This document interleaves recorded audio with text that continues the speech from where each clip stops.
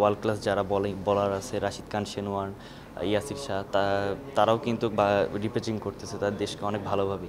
তো তখন থেকেই আসলে ইচ্ছা জাগলো এবং মাথায় একটা মিশন সেট করলাম যাতে যে লেগ স্পিনার হতেই হবে।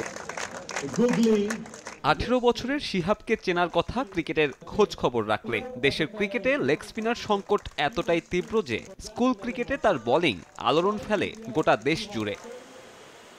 যদিও রিশাদ হোসেনের হাত ধরে আপাতত স্বস্তির বাতাস টাইগার ক্রিকেটে, বিসিবি অবশ্য এখানেই সন্তুষ্ট নয়। জাতীয় দলের স্পিন বোলিং কোচ হিসেবে আনা হয়েছে পাক কিংবদন্তি মুশতাক আহমেদকে। লক্ষ্য লম্বা সময় ধরে চলতে থাকা আক্ষেপের অবসান ঘটানো।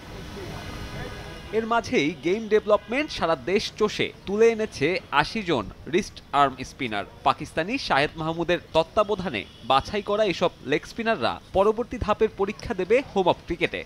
40% বেশি গ্লো, বিশ্বের 1 নম্বর গ্লো ক্রিম, নতুন গ্লো এন্ড লাভলি। 80 জনকে অলরেডি আমরা সিলেক্ট করেছি, লেগ স্পিনার ট্যালেন্ট হান্ট করেছি এবং শাহেদ কিন্তু বাংলাদেশের আনাচে কানাচে গিয়েছে। সত্যি কথা বলতে ওকে আমরা ফরিদপুর বলেন, রংপুর বলেন, রাজশাহী বলেন, সব জায়গায় ও কিন্তু এমন না যে ছেলেরা এসছে, ও গিয়ে গিয়ে কাজ করে ওখানে ট্যালেন্ট আমরা বের করেছি এবং খুব শীঘ্রই আমরা 2টা স্তরে গিয়ে 40 জন করে এই 80 জন লেগ স্পিনার সাথে ক্যাম্প শুরু করব। অলোক কাপালি, জুবাইর লিখন কিংবা আমিনুল ইসলাম বিপ্লবরা অতীত হয়েছেন ক্রিকেট বোর্ডের অযত্নে। যদিও রিশাদ হোসেনে এখনও ধারাবাহিক জাতীয় দলের জার্সিতে, পাশাপাশি চলতি ডিপিএলে টানা ম্যাচ খেলার সুযোগ পেয়ে সামর্থ্যের প্রমাণ দিচ্ছেন ঠিকঠাকভাবে। মাত্র 10 ম্যাচে 23 উইকেট নিয়ে আছেন শীর্ষ উইকেট শিকারীর দৌড়েও। রিশাদকে ধরেন 3 বছর আগে কোনো ক্লাব মনে খেলাতে চেত না।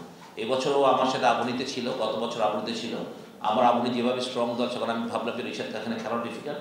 তা আমি শাহিনপুকুরে ওকে বলি যে তুই শাহিনপুকুরে খেল, এবং আমি শাহিনপুকুর ক্লাবকে একটা কথাই বলি যে ও যদি রেগুলার খেলে, এই শর্তেই আমি ছাড়তে রাজি হয়েছি। মে মাসের 2 ও 3 তারিখে হবে পরবর্তী বাছাই প্রক্রিয়া। এরপর সেরা 20 জনকে নিয়ে আলাদা কার্যক্রম শুরু হবে স্পিন বোলিং কোচ মুশতাক আহমেদের অধীনে। সাব্বির মিথুন, সময় সংবাদ, ঢাকা।